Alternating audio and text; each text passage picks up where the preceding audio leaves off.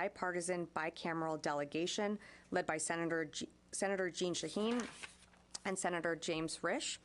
The Secretary thanks senators and members of Congress for their continued support for Ukraine, urged for the confirmation of the department's 11 highly qualified civilian nominees, and encouraged the passing of the National Defense Authorization Act.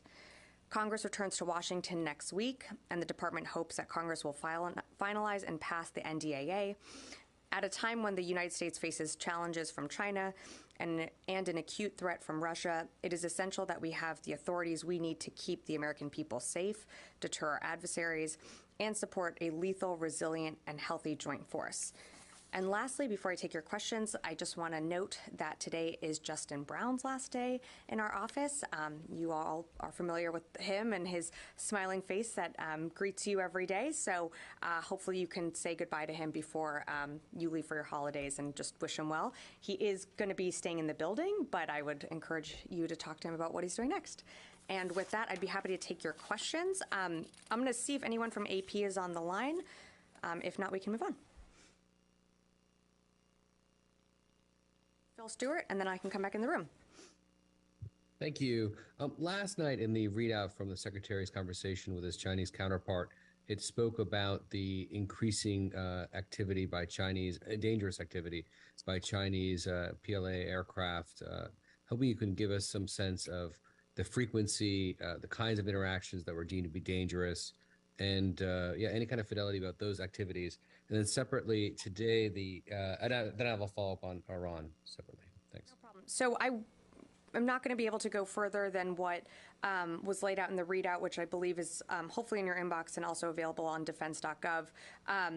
The Secretary just reiterated the concerns about dangerous behavior that we've seen demonstrated by PLA aircraft. But in terms of how many incidences and where, I'm just not going to be able to go further beyond the readout itself. Okay. And the IAEA today also said that Iran was enriching uranium up to 60% at Fordo, and also that it was going to plans further enrichment at both Fordo and Natanz. And just wondering whether or not you have any reaction to this latest announcement about expanded Iranian enrichment. I've seen the reports, and thanks, Phil, for the question. I've seen the reports. Unfortunately, I don't have more to add at this time. What Iran is doing and the capabilities that they're trying to procure, we continue to monitor, but I have nothing further to add right now. Thanks. We'll go into the room. Oren. After the Speaker Pelosi's visit, China announced that it had cut off a series of communications lines, such as meetings between Chinese and U.S. defense leaders, the annual naval meetings. Is there any indication from the Secretary's meeting that some of those might be reopened or restarted in the near future? Well, in particular on those meetings, I don't have any announcements to make, but I think from what you've seen with the president engaging, his Chinese counterpart, the vice president also engaging just on her travel just this week, and then with the secretary engaging General Wei, I think what you're seeing is an opening of lines of communication, and we welcome that.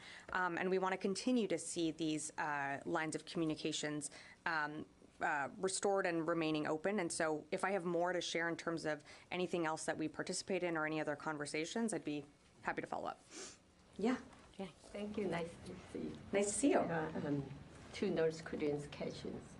North Korean leader Kim Jong-un unveiled the intercontinental ballistic missile unit for the first time.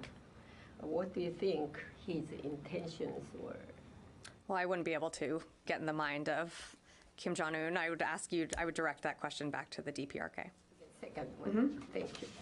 And what can you say about the possibility that if the Hwasong-17 ballistic missile is loaded with a nuclear warhead, it will definitely hit the United States mainland? Well, I certainly wouldn't be able to speculate on that. We, as you know, and you've heard from this podium, that we continue to monitor the destabilizing actions that North Korea has taken with their missile launches. But on a particular issue when it comes to whether something might hit the mainland, I just wouldn't be able to speculate on that. I'm going to go ahead and go to the room. Yes. Sorry, Brandy, go ahead. Sorry, go ahead. I'll come back to you. Sorry. It's a quick one. Sure. Just checking in on this, the NDAA for 2022 required reports from the Pentagon on unidentified aerial phenomena starting October 31st of this year and then annually until 2026 after, delivered to appropriate congressional committees. Do you have an update for us on that report, whether we'll see an unclassified version soon, anything there? I don't have an update on the report. I believe it's still with ODNI for review. Until we get that, I wouldn't be able to, I don't have anything for you at this time. And as far as you know, it hasn't been delivered to the committees. As far as I'm aware, but you would have to ask those committees. I'm going to go back to the phones and then come to the room here. Howard Altman. Thanks, Sabrina. Are you aware, is the Pentagon aware of ongoing drone attacks by Ukraine in Sevastopol right now? Can you talk about that?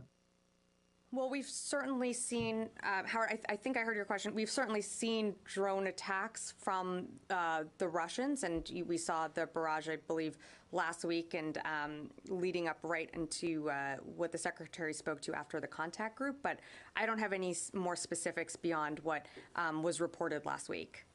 No, I'm sorry. I was talking about the ongoing attacks right now, Ukraine attacks in Sevastopol, Crimea. No, nothing further to read out at this time. I mean, it is a dynamic and active battlefield that we're seeing within Ukraine, and we're seeing the Ukrainians certainly push back and are using the weapons and systems that not just that we have provided, but that other partners and allies have provided. And you know, we have seen them make gains. We've seen them as early as last week take back Kherson City. But I have nothing further to read out on any other movements in other cities. I'm going to go to Jeff Selden, VOA. Thanks very much for doing this. A question about the fighting, the Turkish airstrikes against Syrian Kurdish positions in northern Syria. We've heard calls from the coalition, from CENTCOM for de-escalation and warnings that this is going to destabilize the region. What more is the Pentagon doing, especially now that Turkey's President Erdogan has suggested he, in addition to airstrikes, he's going to send in tanks? And also, how does this impact the U.S. forces on the ground in Syria and also in Iraq? And is there any update on how many troops the U.S. has in that region? Sure. Thanks for the question. I'll try to get I'll try to remember all of them. In terms of what we are doing, we continue to monitor what is happening on the ground. This is this is happening as I'm up here as we speak. So we continue to monitor what's happening on the ground, and from all aspects of this department, we continue to urge for de-escalation on all sides. And, you know, in our conversations and what we have said publicly is that these strikes from all sides risk our mission, which is to defeat ISIS, the enduring defeat of ISIS. And so we are going to continue to monitor what's happening on the ground and make sure that our forces are safe, and there has been no change to our force posture right now in the region. But for further questions on our forces, I would direct you to CENTCOM. Okay, great. I'm going to come back in the room. Yes. Thanks, Sabrina. Sure. Last Tuesday, the White House announced it was sending to the Hill a $37.7 billion request for more aid for Ukraine. Okay, and in that release and in the briefing, there was multiple aspects of that request broken down by money sums. One of those was for $21.7 billion in defense aid and equipment for Ukraine and to replenish DoD stocks. Those two items in that $21.7 billion subset. However, they redirected me to ask the Pentagon, of that $21.7 billion, how much of that is going to go to replenish DoD stocks, and what is the priority in replenishment? Well, I don't certainly have an itemized breakdown for you here on our budget and what's going to be deemed from highest to least in terms of replenishment. That's not something that I would be able to read out from here. I appreciate that. My question was, how much of that $21.7 billion is going to go to replenish the stocks? That's not a budget item. That's an authorization request by the White House, to which the Pentagon, according to the White House, had feedback into. So again, I would not be able to tell you how much of that $21.7 billion is going back to replenishment. I just wouldn't be able to do that from here.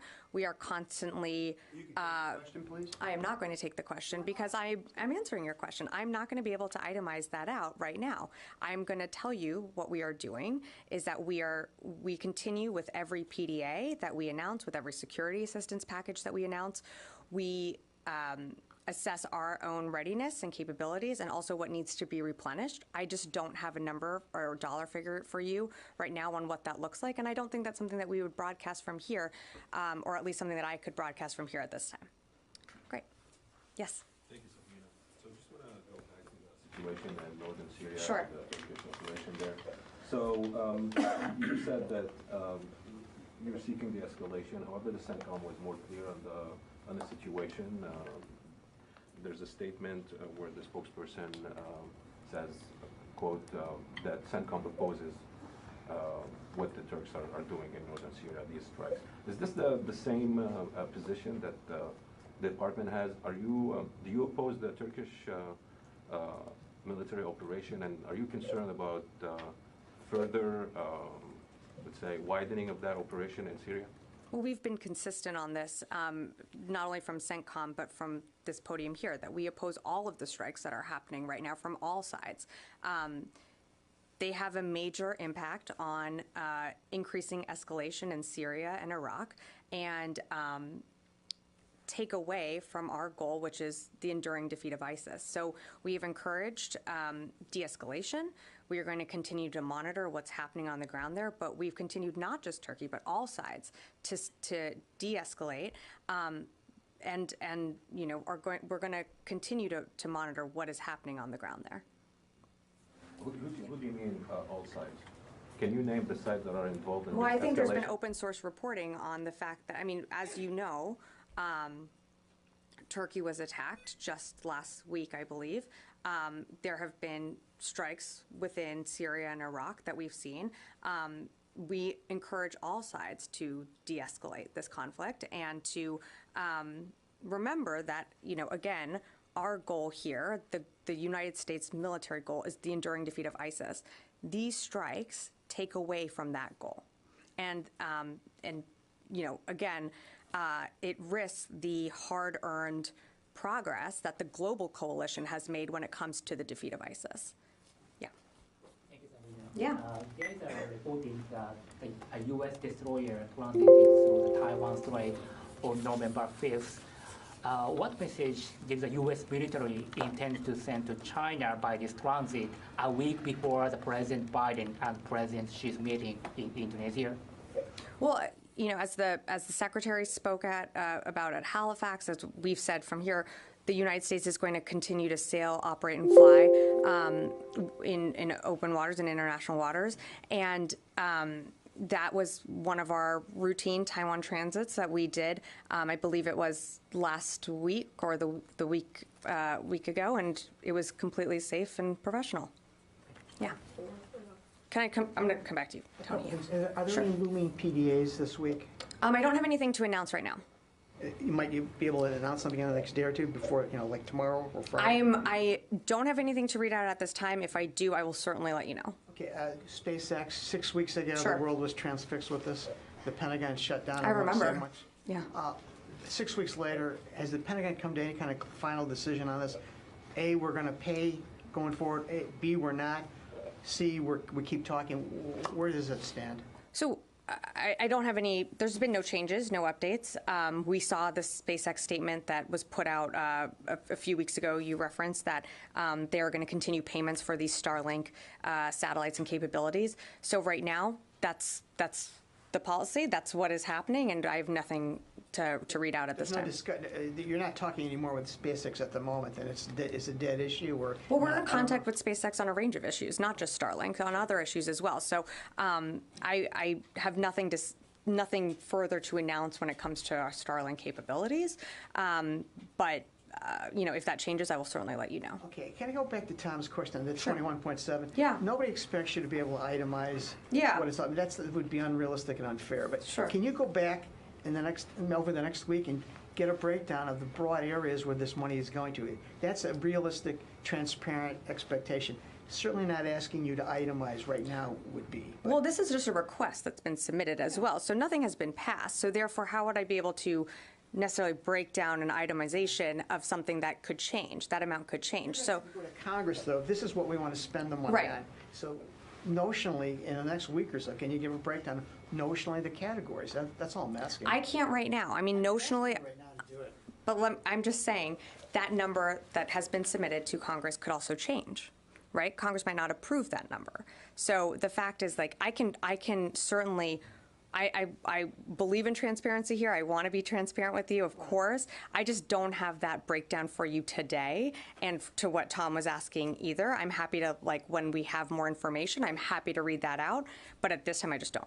I'm not expecting you to not know now, but Congress is only going to approve it if you give them a breakdown of what you want the money for. That's all I'm asking. That's right. And I just don't have that right now. Okay. Fair enough. You're not concerned that Congress isn't I'm going to go to pass another that, question, though, and then I'm going to come back to you. Yeah.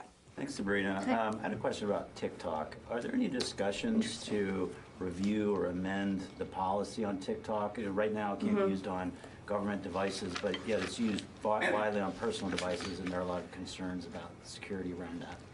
So right now, our policy hasn't changed. If it does, I would certainly be able to update you on that. But for in terms of personal use on devices, that's not something we monitor. We, of course, are monitoring the government or encouraging folks to be safe on their government devices. So I just have nothing in terms of our policy. You can't say whether there's any discussion right now. Not at the moment. Not at the moment. I mean, nothing has changed in our policy, but if that does, I'm happy to update you. Yeah. Thank you for taking my question. Yeah. So in the face of the tremendous damage that Ukraine has sustained because of the Russian bombing to their infrastructure and civilian population is suffering in the cold and so forth, the DoD has taken a piece of this puzzle in conjunction with another group. And can you say anything about how far the plans have come in terms of addressing the emergency needs, these very urgent needs on the ground in Ukraine? In terms of what's happening, like from the damages that were sustained from last week? The infrastructure, yeah, the heat, plumbing, Sure. all of that. And I know there has been a group that's formed, but I'm just wondering if Yeah, there have been advancements. Yeah, I mean, the Ukraine contact group, part of that group's meeting is to determine what Ukraine needs, not just on the battlefield, but also in terms of to sustain their own infrastructure. And that's something that we continue to be in touch with our Ukrainian counterparts to determine what they need, which is what you will see in each PDA. And I know Tony asked about when the next PDA might be rolled out, and I don't have an announcement for you on that, but we're in constant contact with what the Ukrainians might need. We're certainly aware that there have been extreme damages to their electrical grid and infrastructure, and that's something that we're thinking through in terms of what we can provide them. And then, you know, also we know they're heading into a really tough, cold winter, which is why we've provided boots, gloves, hats, which Tom has asked about before, in terms of what that looks like, and we've provided that to the Ukrainians because we know that they'll need that on the battlefield. And so. Just to get back to the heart of your question, we continue to assess what they need. And that continues to change. And we've seen these strikes by these Iranian-made drones have devastating impacts on civilian infrastructure, on targets that are not military targets. And so we're going to continue to do what we can to provide them what they need. And it's not just us. You know, it's our partners and allies around the world that are working together to make sure that the Ukrainians have what they need for this winter. Yeah, Gordon, nice to see you. Nice to see you. Just on that, you have now another group of bipartisan lawmakers asking the Secretary to reconsider his decision or parent decision on the Gray Eagle drones, the advanced drones for Ukraine. Do you have any responses to if it's still under consideration or what the rationale is for deciding not to give them thus far? I would say that nothing has been decided. We are always assessing and evaluating what we can send to Ukraine. But in terms of the Gray Eagles, no decision has been made. We have to examine what impact it would have on us and specifically for the Army, but nothing has been rolled out. Do you know anything about the rationale, though, thus far for not providing them? I mean, it's something that we're assessing. I wouldn't be able to go beyond that. I think in terms of just on the larger scope of rationale, we feel that what we've provided them so far has been they've been more than capable of using, and they've been more than capable of having instrumental gains on the battlefield. And so when and if there is a time that we provide the Gray Eagle, I'll certainly be reading that out. And I'm sure you'll be interested as well. Yeah. Nice to see you.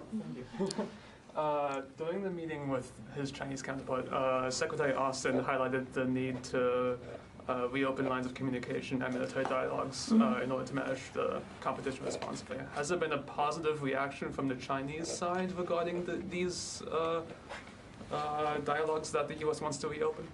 Well, I wouldn't want to speak on behalf of the Chinese government. I would direct you to them for further comment. I think that the fact that we're seeing engagement from them certainly shows an openness and a willingness to want to communicate, and so we welcome that. Great. Yes. Sorry, I'll come to the back after that. A spokesperson from Foreign Ministry in Kiev said that the experts from Ukraine and Iran met to discuss the use of Iranian drones in Ukraine. Have you aware about that meetings, and do you encourage these kinds of meetings between Iran and Ukraine? I'm sorry, can you repeat the question? A Iranian spokesperson put up? It's a Ukrainian spokesperson. Okay. Sorry, can you just repeat the question? He said there's a meeting between Iranian and Ukraine experts from both sides to talk about or discuss the use of Iranian drones in Ukraine. Have you aware about that meeting? I'm not aware of a meeting like that. No. Okay. And do you encourage these kinds of meetings? Well, I mean, I think it would be surprising if there was a meeting like that taking place, given the fact that Iran is providing drones to Russia to kill innocent Ukrainian civilians. So I wouldn't really be able to comment on that any further. I mean, we've seen sort of where Iran is aligned right now, and we're seeing Russia being further isolated by reaching out to countries like Iran and North Korea to resupply what they need. It clearly shows that their own weaknesses, and it clearly shows how isolated they've become in the world. And so I wouldn't be able to comment on a meeting I don't have any awareness about. Yeah. Question, thank you. Sure. Yesterday, General Mark Milley met with the chief of the Israel General Staff, Aviv Kohavi. They discussed the threats that posed by Iran. So is there any coordination between the DOD and the Israel recently about any response maybe will be happen against Iran after the Iranian threats has been arise recently? I saw the readout. I have nothing more to add to that. I would direct you to the Joint Staff for any further information or details on that meeting. Yeah, of course. Yeah, go ahead. Yesterday in the readout, or this morning in the readout with Secretary Austin, we used the word, or it was used, discussed multiple times. Secretary Austin discussed Russia's unprovoked war against Ukraine. So basically they had a conversation instead of talks. When we say Russia, we use talks. Are we planning on having talks with China, something more substantial, instead of, are they going to go in a room and just discuss talking points? Seems like a bit of parsing of words here. Some of these, different yeah. things. Yeah. One is we just go in and have a conversation. The other is we go in and have high talks. So I would say that the readout and what the secretary said with his to General Wei is that they discussed the ongoing war in Ukraine. I mean, I don't have more to read out other than what was already announced and what they discussed there. But I guess I wouldn't. I think we're trying to parse a little bit about discussed and talks, and I have nothing further to read out in terms of any conversations or talks with Russia, if that's what you're getting at. We keep using discussed all the time when we're only describing China. we never say the word talk. They went in and had high talks. I think I understand what you're saying. I think we're reading a little too much into some of the wording here, just in terms of discussed, met with, had a conversation. I mean, we've used certainly different words to characterize meetings, but I think the biggest takeaway that I would urge you to consider here is that this was an open dialogue. They discussed a range of topics in Cambodia, one of which included Russia's war that it's waged on Ukraine, and many other topics. And we want to encourage keeping this dialogue and open communication with China, but beyond that, I have nothing more to add to the readout. Yeah, okay, sure. China, thank you. On China, China says that even if it has influence over North Korea, it is limited and has no authority to control North Korea. And also, China used veto to defend North Korea at the UN Security Council resolution yesterday. How would you comment on this? I would direct you to the UN there. I'm not the spokesperson for the UN. I would say that, you know, we've certainly been very vocal about our the destabilizing impacts and actions that North Korea continues to take, and we're going to continue to make clear our concerns, and that's something that the Secretary raised in his meeting with General Wei, and we're going to continue to do that, not just with China, but with other countries around the world. Yeah, did I see a question back here? Yeah. Oh, sorry, and then I'll come to you, and then we'll probably have to wrap up soon because there's another event in this room soon. Yeah. Thank you for taking my question. Sure. My question is about Japan. So Japanese government commission panel said today that a drastic defense buildup, including preemptive strike capabilities, was essential. So does the U.S. support a drastic defense buildup by Japan, and has the DoD had recent discussions with Japanese counterparts about preemptive strike capabilities? I have nothing to read out of conversations that we've had with Japan. We certainly are in constant communication with Japan and the Republic of Korea when it comes to our bilateral and trilateral relationship. And we are always, of course, in contact with them when there are continued provocations that we see out of the DPRK. But beyond that, I just don't have anything further for you. Yeah, go ahead. Thanks for taking my question. I would like to know if you have any information about what's going on in the Algerian-Moroccan border, what Russia is doing there, and also if the Pentagon had any contacts with the Algerian or Moroccan authorities since the military drills started there. I don't have any conversations or calls to read out in terms of the Secretary's engagement. We've seen a Russian presence in North Africa and continue to grow. We consistently monitor Russian actions and some of what they've been doing, but I don't have anything to read out in terms of any response. Great. Okay, well, thank you all. I wanted to wrap up and just say before we go, happy Thanksgiving. I hope everyone has a really great holiday, a restful holiday, and don't forget to say goodbye to Justin Brown before he leaves. All right, thank you, everyone. Thanks. No briefing Friday.